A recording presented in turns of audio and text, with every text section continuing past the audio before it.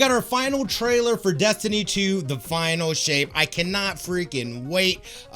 We got some more story exposition on going into the Pale Heart and everything that's going on with that. What's interesting is that we're just finding out, I know Astacross just put out a video. Apparently people went, they've gotten their hands onto The Final Shape.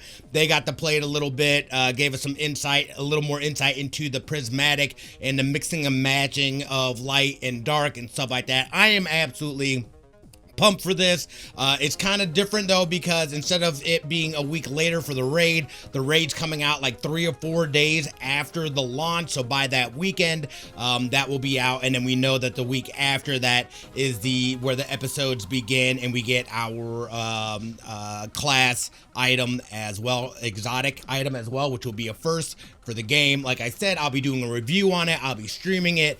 I'm about it. I've been waiting 10 years to see the end of this light and dark saga, so that'll be next week.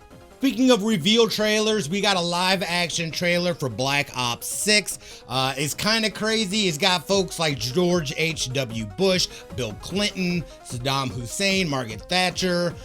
So definitely, I know there's been speculation that this is going to be taking place during the Gulf War, which definitely hits home because I remember that as a kid as well. My dad was part of the military, so he was over there too. So yeah, I can't wait. I love how they're doing all these cryptic things. That's one of the things that I actually love about the Black Ops series and everything that they've done. So I'm looking forward to it. Again, we got confirmation as well that it's going to be day one on Game Pass. So if you have Game Pass, you don't got to spend any money on it. So it's going to be fantastic.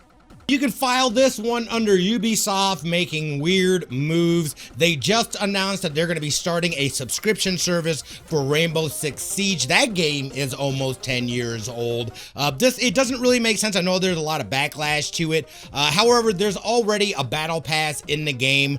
This subscription service, which will be, I believe, $10 a month, or if you do the annuals, like $80 for the year. But that will include the battle pass as well. So if you're already going to be spending that $10 on the battle pass, this really isn't much of a change. I'm not a big fan of ongoing subscription services for games personally.